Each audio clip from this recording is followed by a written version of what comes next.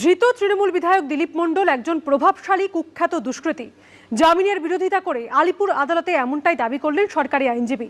আদালতকে জানালেন ধৃতের নামে রয়েছে 11টি মামলা। ধর্ষণের মামলায় ধৃতকে 7 দিনের পুলিশ হেফাজতের নির্দেশ দেয় আদালত। বাকি 10টি মামলায় 14 দিন করে জেল হেফাজত। বিধানসভা ভোটে তৃণমূল হারার পর হুমকি দিয়ে গ্রেপ্তার হয়েছেন বিষ্ণুপুরের তৃণমূল বিধায়ক দিলীপ মণ্ডল। পুরীর রিসর্ট থেকে তাকে পাকড়াও করেছে পুলিশ। এবার কি তার আরো ফাইল খুলবে?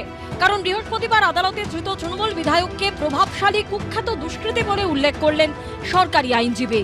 পুরী থেকে ট্রানজিট রিমান্ডে কলকাতায় আনা হয়েছে হুমকিকাণ্ডে ধৃত তৃণমূল বিধায়ক দিলীপ মণ্ডলকে। বৃহস্পতিবার তাকে তোলা হয় আলিপুর আদালতে। সেখানে তার বিরুদ্ধে ধর্ষণ, খুনের চেষ্টা সহ 11টি মামলার নথি পেশ করা হয়। মামলার শুনানিতে সরকারি আইনজীবী বলেন, ধৃত দিলীপ মণ্ডল প্রভাবশালী কুখ্যাত দুষ্কৃতী। তার বিরুদ্ধে শুধু হুমকি মামলা নয়, আরও 10টি কেস রয়েছে। তার মধ্যে 2014 সালের একটি মামলা এবং 2026 সালে 10টি।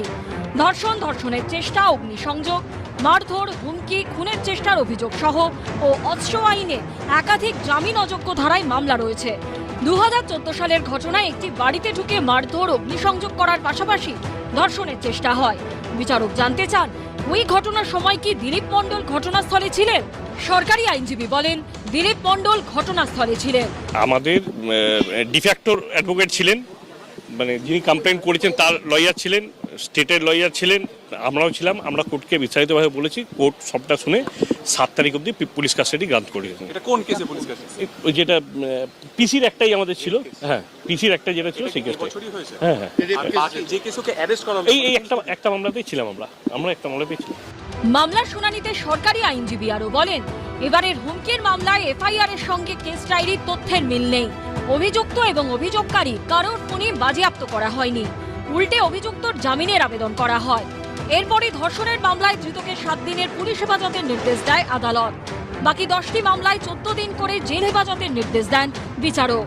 বিষ্ণুপুরের 5 বারের তৃণমূল বিধায়ক দিলীপ মণ্ডলকে এদিন আলিপুর আদালতে তোলা হয়। সেখানে তার বিরুদ্ধে জানা যায় যে 2014 সাল থেকে 2026 সাল পর্যন্ত প্রায় 11টি মামলা হয়েছে, যার মধ্যে খুনের চেষ্টা, ধর্ষণের চেষ্টা, ধর্ষণের মতন একাধিক গুরুতর অভিযোগ রয়েছে।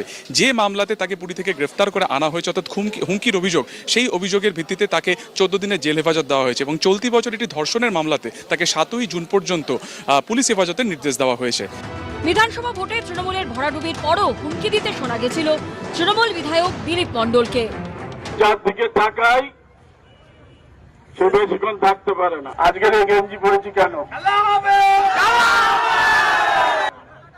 যতক্ষণ না এদের টাইট দেবো ততক্ষণ এই প্যান্ট-জামা পরে যখন ফিল্ডে নামবো এইভাবেই আসবো। এই ঘটনায় তৃণমূল বিধায়কের বিরুদ্ধে জামিন অযোগ্য ধারায় দায়ের হয় এফআইআর। পুলিশ তাকে খুঁজতে পৌঁছয় পৈলানের আলিশান বাগান বাড়িতে, কিন্তু তার আগেই খালি পায়ে জানলা টপকে বাড়ি থেকে চম্পট দেন তৃণমূল বিধায়ক। সিসিটিভি ক্যামেরায় ধরা পড়ে সেই ছবি। এর মধ্যে বেআইনি বন্দুক ও গুলি সমেত বিষ্ণুপুরের তৃণমূল বিধায়কের ছেলেকে হাতে নাতে পাকড়াও করেছে পুলিশ। 2 সপ্তাহ গা ঢাকা দিয়ে থাকার পর বুধবার পুরী থেকে গ্রেপ্তার করা হয় দক্ষিণ 24 পরগনার বিষ্ণুপুরের তৃণমূল বিধায়ককে। সুকান্ত মুখোপাধ্যায়ের রিপোর্ট, এবিপি আনন্দ, কলকাতা।